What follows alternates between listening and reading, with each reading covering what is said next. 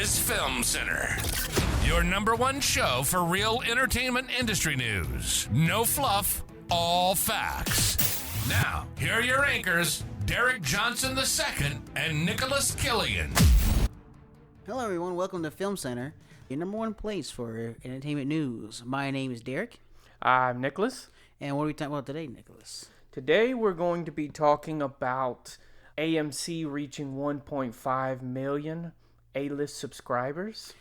A-list subscribers. Now, what exactly does that mean for those who don't know and live under rocks, possibly? Basically, what it means is you pay a monthly subscription service to see, basically, what is it like? It's 3 movies a week. 3 movies a week? Yeah, 3 movies a week. Yeah, which is actually a pretty good deal if you go to see more than one movie a month, really. Right. And then, weren't you telling me about a story about how you were an AMC Stubs member? Yes. And you were just like flexing on people every time you went to the movies? Yeah, so, all right, so AMC is $21.95 right now. Right. A month. And they're doing a subscription, kind of like with subscriptions for streaming services, which is actually, I think, is pretty smart. Eventually, I mean, people love paying for subscriptions way more than they love paying for larger things anyway. So, I'm going to tell a little story because Nicholas brought it up. This all kind of started with MoviePass. Remember MoviePass? Yeah, MoviePass. MoviePass 2017, for $10 a month, you could see as many movies as you wanted. 3 million plus subscribers. Yes. Now, I was one of the people who possibly had a hand in taking it down. Not because I did anything to corporate or anything illegal or nothing like that, but just basically using the service as they might not have initially intended. So, they went bankrupt in 2020, and I mean, they were responsible for about 6% of all movie sales just within a year from 2017 to 2018. And supposedly they have returned as of last year, but aren't really on the scene right now. Now, back in 2017, I was in college, and I really like movies, right? Because I used to see so many movies a week. I used to see like 2 or 3 movies every week anyway. Right. So, one thing that I noticed when I got MoviePass, $10 a month for as many movies I want, that's it's a steal. Right. You would be stupid not to get it. Even if you only wanted 1 movie a month, it's still a steal. Because a movie ticket back then is $20, kind of just like $20. Yeah. Right. I noticed that I could still get AMC points for every MoviePass movie I was seeing. Meaning that I saw a movie for $10 a month, but I went to a movie to see a movie every single day because I was getting points. And then I had to pay for the tickets, but I was still getting the points as if I was paying for them. On top of the fact that they still have a premiere, right? But it wasn't called A-list back then. It was just called AMC Premiere because they didn't do A-list yet. Mm-hmm. So I was getting double points for movies just for free because I had Premiere. So what I would do is in the morning before school, I would go drive all the way to the local AMC, which was really only a couple miles from my house, buy 3 movie tickets every day. And just like not even go to the theater to see the movie. Just use my MoviePass thing, buy 3 movies a day, and just leave. That way, when I actually did want to see a movie, I already had like 200,000 points. Like, so, dude, I had crazy amount of points. I think the highest I got was 400,070, I believe. 400,000, yeah, 470,000 points. That was the highest I got. Almost 500,000 points. Yeah. Because, once again, I'm going to, in the record, the AMC is giving me tickets as if I give me points as if I bought tickets, right? 3 times a day for a month. Think about that. Mm-hmm. And you're also getting, because you're getting double points for a premiere, right? Right. So, when I went to go see a movie, I had so many points, I could just get whatever I wanted, right? I buy all my friends' tickets, I get tons of popcorn, whatever. And so eventually, I guess they caught wise that people were doing this. Of course. And they tried to make it so you can only see certain movies at certain times, and and try to make it more like, try to make it more restrictive. But it didn't matter because as long as I swiped my card, I got the points. So I really didn't care. You can also make advanced reservations and like skip the lines and all that stuff. Also, you could purchase food. You could also purchase food with their Premier Pass. yeah, and right? you'd get a 10% discount. Exactly. So, yes, and then when they raise the prices to I think like $12, everyone's like, still, it just Right. that does nothing. Well, I mean, 20% of AMC's attendance in the U.S. comes from A-list subscribers. Right. So when MoviePass then went bankrupt, AMC kind of took that back because of how popular the business model was. I also used to work in a movie theater, not in AMC. I worked at a Regal Cinemas prior to this little stint in college. And what I can tell you about moviegoers is that from a working's perspective, you will get a lot of regulars. There's a lot of regulars. Really? Yeah, I mean, it's just like a surprisingly amount of regulars, and you know exactly who they are, when they come. There's a huge older crowd in movies where they're just like, oh yeah, they come during the day. Usually during the day, it's some people of the older crowd, and they're there all the time. So for people like them, Stubs makes perfect sense. Right. What do you notice how gross people are? Oh, people cannot clean up after themselves. Not at all. Not even like a little bit. Like I remember when Girls Trip was coming out and I was working at Regal Cinemas, right? Girls Trip and also Girls Trip, Dunkirk, and Valerian. Those were the three nastiest theaters I had to clean up. Just disgusting. Like, I don't know what... These are three completely different audiences, by the way. Right. Girls Trip is an African-American female movie, not only for that crowd, but those are the stars in it. That's who it's predominantly marketed towards. Right. The Valerian was marketed towards sci-fi fans, right? Mm-hmm. Dunkirk. These are people who like Christopher Nolan. For some reason, just disgusting. Just like people used to do things like they would just bring in like outside food and drinks, which I don't really care about because I just don't. Right. But then they would just leave a lot of it. There was one guy, he was a regular. We had to tell him like, hey man, we know what you're doing. He would leave baked potatoes. It's funny you say that, like because in the sides of the chair. Where are you? And I'm sorry, maybe I'm not being clear enough. I'm thinking this thing is split open down the middle with the butter and the chives on it, and he just like I was like, are these for me? What are you doing here, man? We had way back in the day, maybe like early 2019, I was working at a place called Pizza Rev, right? And I had a manager of mine. So we had an AMC theater. It was the Pizza Rev. And then there was an AMC theater like almost right next to it. So what he used to do all the time was we would get a free pizza for lunch, right? And then what he would do is he would take a pizza, make it for himself, and then take the pizza and then go watch a movie at AMC. Walk right over there. Yeah, and I asked him one time, I was like, you just take your pizza over there and watch a movie? And he was like, yeah. There's not a policy to prevent you from bringing in inside food. Food and drinks is actually where the theaters make most of their money from, and not really from ticket sales. Right, so you would think they wouldn't. I think it's because it might be illegal. There's some like legality reason why they can't force people to not bring in the food. Because I was like, what do you do? He said, I'll walk right in there. Yep. Hold the pizza. Yep. Like you do. And then walk in there and watch my Batman movie. Or watch whatever movie it is. Sit down and eat my pizza while I watch the movie. I was like, that sounds amazing. He's like, it is. They can't stop you. All those people out there who are like sneaking in food, you don't need to sneak it in.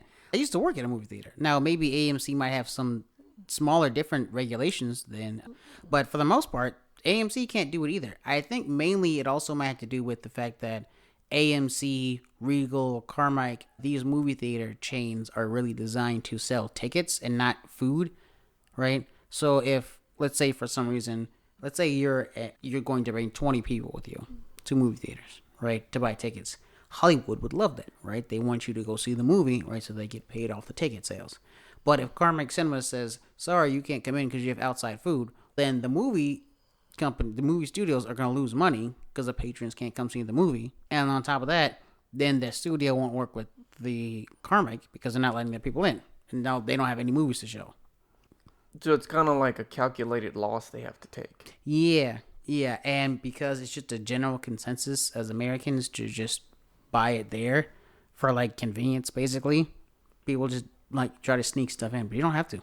I mean, obviously you don't. I had a manager of mine, he would literally just walk the pizza into there, and he was like, yeah, it's amazing. I just sit down, eat my pizza. Everybody stares and looks at me like, how'd this guy get pizza in here? It's like, not like someone's going to stop them. Yeah. Yeah. According to so AMC's been going on for like 103 years, right? Right. And according to the second measure, they passed their pre-pandemic numbers, right?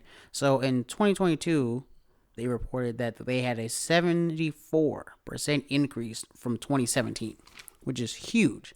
I mean, their profit margins from 2020 are basically zero because of obviously nobody was there. Right, because obviously the pandemic, where Sonic the Hedgehog ruled the theaters for for months to come. But they've also had a 180% customer increase from 2021. Right. Right. So things look kind of up, and yet they're losing some sales. It's funny you talk about customers because the demographics for the A-list skew younger, with like 75% of members between 18 and 34 years old. It's because the younger crowd is used to the subscription model. They're used to paying that. Right. So that's what it sits there and tells you, that over half is that golden ratio market. I mean, according to Forbes, $2.9 billion in revenue for the first 3 quarters, right, which is a huge boost, and this is for last year. However, they've been losing a ton when it comes to their streaming subscribers. Right. They're talking about and thinking about offering like exclusive early access to like major blockbuster movies on opening weekends with the stubs. I mean, that'd be the next. I'm sure they already do that, but they're thinking about ways to make it more exclusive in terms of like, if you pay this extra or if you pay this. It's kind of like whenever a video game comes out and you sit there and you say, okay, you can buy the video game for $60 or you could pay $100 and get this bunch of crap. The video game. I think that they should do that, combine it with the subscription model. I think that's really smart. Mainly because these are the people who now, also, little caveat, if you get rid of your subscription to ALS subscription, you cannot sign back up again for a certain period of time. And they're doing this to prevent people from just signing up once, seeing 3 movies a week, and then just unsubscribing. Right. Kind of like what happened with HBO, right? So everybody was signed up to HBO because of Game of Thrones. Exactly. Right? It was something like 50 to 60% of Game of Thrones viewership came from Game of Thrones. Right. And so did its subscriber count.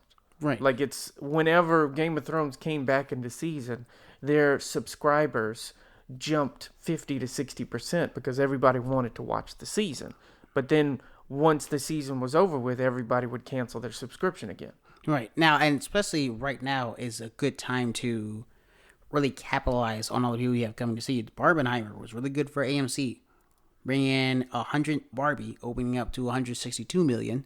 Right, in the theaters, and Oppenheimer opening up to just over 82 million. And then now they've crossed $1 billion. Right, and now together they crossed $1 billion. Barbie alone actually has crossed $1 billion. Barbie alone just recently crossed $1 billion. Right, so and then Oppenheimer has, just recently crossed over $400 million. Right, so this is a time in which people are saying, people are going back to the movies. All you who decide to invest in AMC in 2020. It's looking pretty up. However, there's a little hesitation and a little fear there because their online subscriptions have dropped. Okay, content licensing, has increased by 12%. The domestic operations revenue have fell by 6.3% from the second quarter, and this is according to this year of 2023. This is not a 2022 numbers. Okay, and these are recent. And their streamer subscriptions have risen by 13%. However, their affiliate sales have dropped by 12.7%. And their stock last Thursday, from this week, the stock last Thursday was at $12.28. So what does this kind of mean? That they have more subscribers, but they're losing affiliate sales. Right. Basically, if you have to have the bandwidth to pay for the money to pay for all this bandwidth, basically. Right. So if I have 100 million subscribers, I have to be able to provide them with bandwidth and to watch all the stuff, right? But that costs money to do. And if my subscribers aren't buying, if my affiliate sales are dropping, it's now becoming more and more expensive for me to service all these people. Right. Right. So, do you want to explain to the viewers what bandwidth is in case they don't understand what that is? So bandwidth is just like the amount of, I mean, most people really know what bandwidth is, but bandwidth is basically the amount of space that you have to service someone on a digital platform, or the amount of operation speed that you can take. Operation space, excuse me. So like this is where your RAM comes in, right? Like on your computer. Right. So AMC Stubs A-List has, up to this point, got about 1.5 million subscribers on it.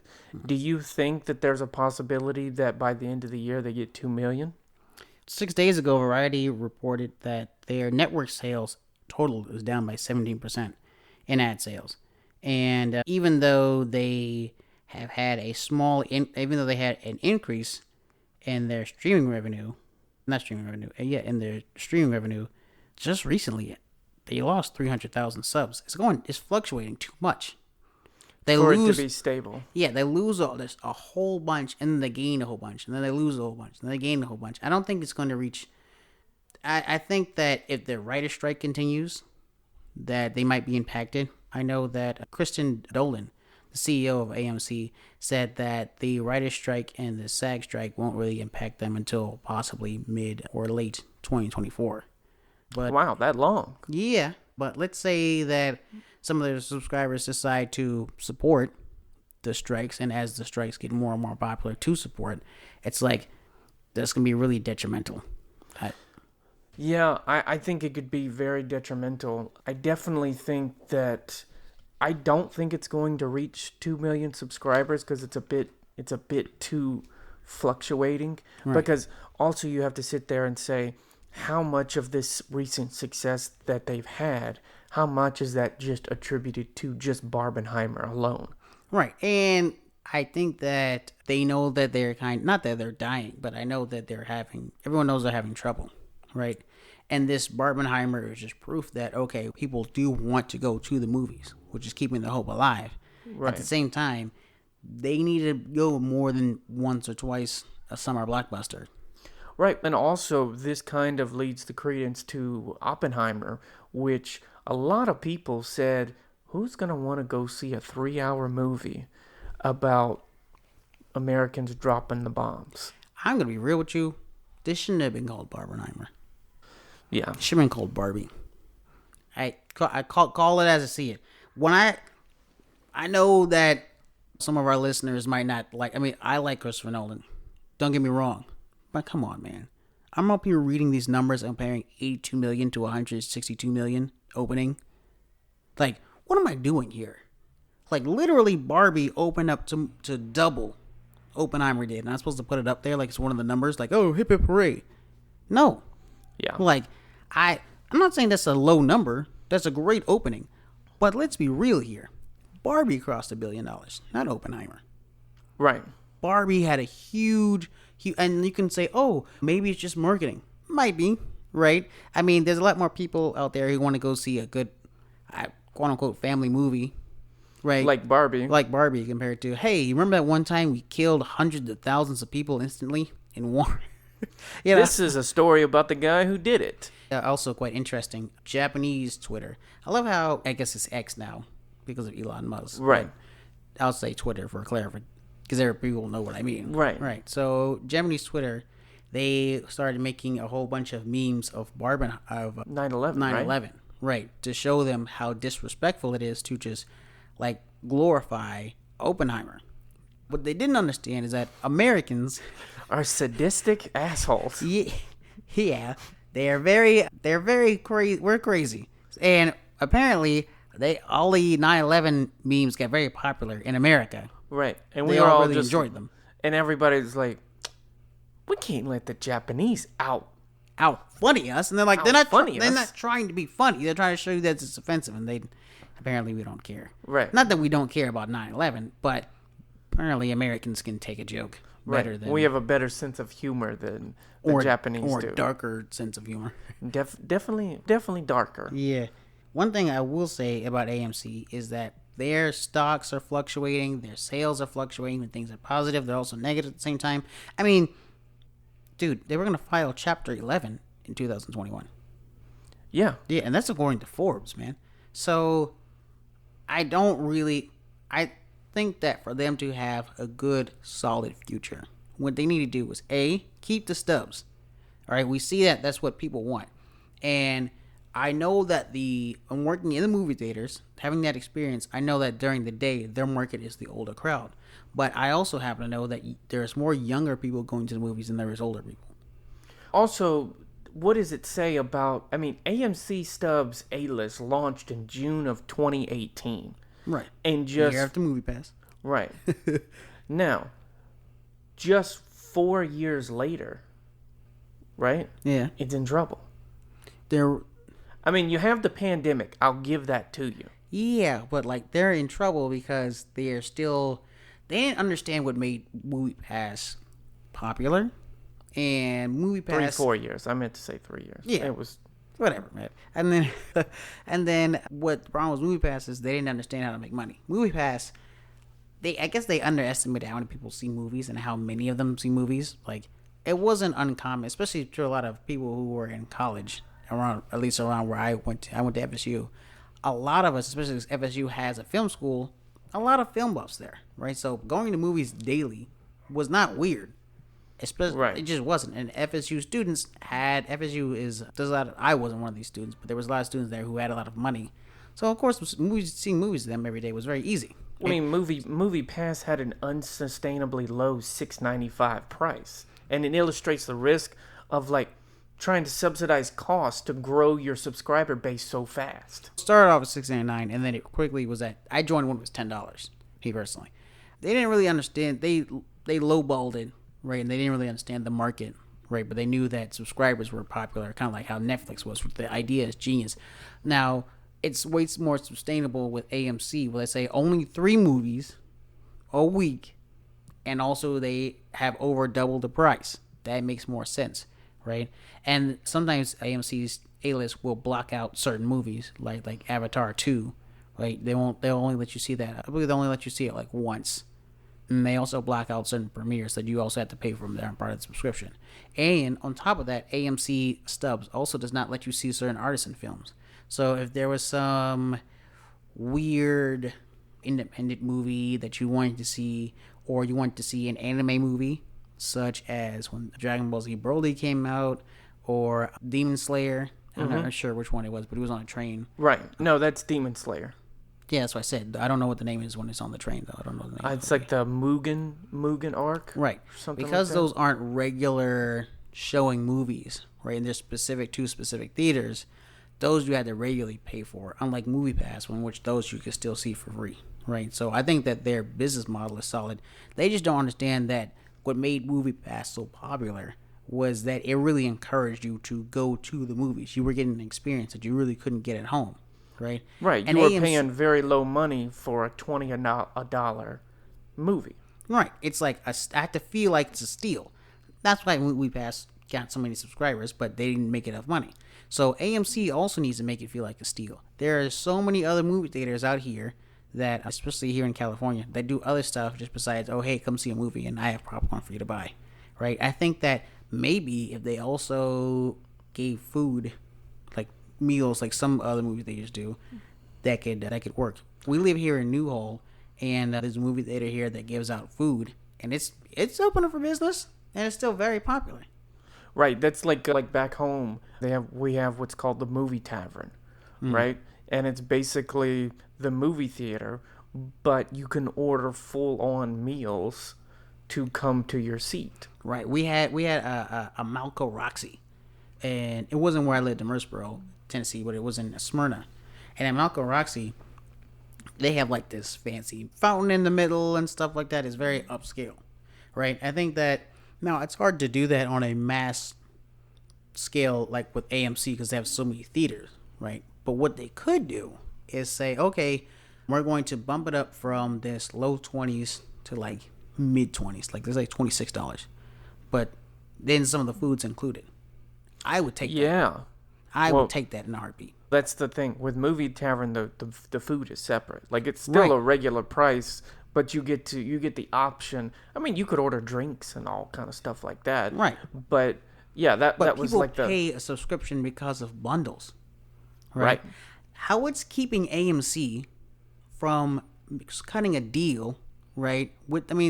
They've been in operation for 103 years. What's wrong with them cutting some sort of deal? Like, okay, cool. For a higher tier of $26, you get to have free popcorn. Like, you get free refills if you have the AMC Stubs, right? But you pay for it initially.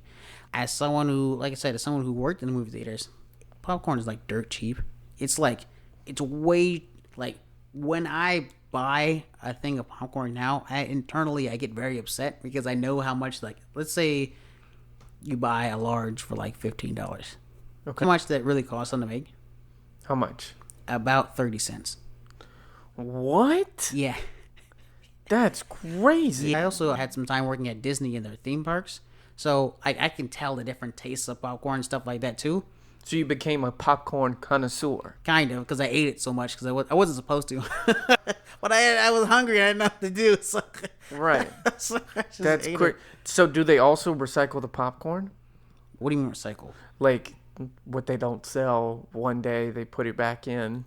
Not where I worked. I have heard of some places doing that. I personally have never seen that. What we used to do with the popcorn when I worked at Disney, we used to make it into compost. When I worked at the Regal Cinemas, we also... No, actually, we just threw it away. We just literally just threw it away. Yeah, because I've heard some places what they'll do is they'll put them in those big clear bags and that's how you get rid of it. Yep. Tie it up, and then put it away, and then whenever it was time for the next day, they'd bring it out and just fill it. I'll say this: it probably comes down to the manager. Because, like you said, there'd be no reason to do that because if the popcorn is that cheap. I mean, they're saving it's just saving a nickel. You know what I'm saying? And I guarantee you, we're always going to get someone to reply to this who was like, oh no, it actually costs way more because Okay, once all the operational costs are up and running, once you have the machine, once you have all the butter, right? The popcorn itself is very cheap because what people don't understand is the amount of kernels that are actually getting into the bucket, right? So you're basically getting like a small handful of kernels, but that handful of kernels will actually fill up your entire bucket because of the difference in space. Right. Right. I think that if AMC offered free popcorn, which is totally something they could do. Right. Like instead of saying, oh, free refills, you get your first one for free. Right. I think that would be a steal to me personally. Especially let's think you have a family. A lot of people are going with now they do have a family plan. But if you have kids, right? If you have people you go with, you have a spouse or something like that. Right. Free popcorn. I mean, you're gonna want to eat something there. That's a steal. And they need to bring back remember they used to have those cheese flavors to put on top of popcorn. Yeah, but what I found seasonings. I mean, what I found out the hard way hurts my stomach is the butter. Yeah, some people have a reaction to the butter. So I'm the type of person that likes to drown their popcorn in butter. Because it serves two purposes. The first, yeah, because I'm smart, all right? All right. So the thing is the purpose is the butter tastes good on the popcorn. Yeah. And the second one is I don't get thirsty eating the popcorn. That's because you have so much butter on it. It's just, you're drinking oil. So, hey, I'm not thirsty though. Yeah, I guess. I think I know why your stomach hurts. And then I remember I was watching like the Avengers or something like that, and I walked out of the theater. I was like, oh, my stomach hurts. And my mom's like, that's because you drank all that fake butter, Nicholas. Like, you're Yeah. not supposed, like, it's fine to drizzle it all over the popcorn, but you, like, drown your popcorn in it. Yeah, I think that, I mean, it's funny, the butter actually costs more than the popcorn does. I could see that. The butter costs more than the popcorn does. And really the sodas, too, is where the cost. Like, I remember hooking up the boxes in the back. And it's just syrup, by the way. It's just water and syrup, right? So you have all these, like, giant syrup. We don't take them out the boxes. You leave the bags in the boxes, but they have all these hoses that run in the back that you got to switch out, right? And then, so when you got to buy all those syrups and stuff like that, that's where the operation, that's costing. That's why I say popcorn, right? Candy can also be kind of expensive depending on who you're buying from and how much you're getting. Candy is also not bought that as much. Candy is also the number one thing that's snuck into the movie theater. Right, which we've already established you don't have to do. You don't have to do. Like, no one's sneaking in pizzas unless they have an insane manager. Right. Most people are sneaking in candy because it's just easy to do and it's not going to melt easily, most of them. I used to, back home, when I used to take my little brother to the movie theater, what we used to do was I would tell him, okay, I'll give you $10 to spend at the movie theater, or I can take you to the grocery Dollar store Tree, yeah. or the dollar store, and I can give you that same $10, and you could just buy as much stuff. You go to the dollar store and buy like 10 bags of candy. Right. Of course, you're not going to eat but maybe 1 or 2 bags during the movie. Right. And then... But it's a way better deal. That's what I'm saying. I think if they switch the model to making people feel like they're going to get a steal, and what would send it over the edge for me and make me sign up today, like the $26 thing, it's great. But if they also could say, oh, hey, what? Because usually you do get to pick your seat, right? Mm-hmm. But if they had some sort of separation, like, oh, for $30, we can guarantee you a good seat. Done. Guaranteed good seat. Food 3 times a week. You have my money. $30 a month. $30 a month. I would do that. I would do, especially because, like, especially if it had less, like, for premieres and stuff like that. Easy money. I would easily pay $30 a month for that. Easy. But anyway, this has been Film Center. I'm Nicholas. I'm Derek, and you will see you next time. See you. This has been Film Center on Comic-Con Radio. Check out our previous episodes at Film Center News on all major social media platforms. Tune in next Wednesday for a fresh update. Until next time, this has been Film Center.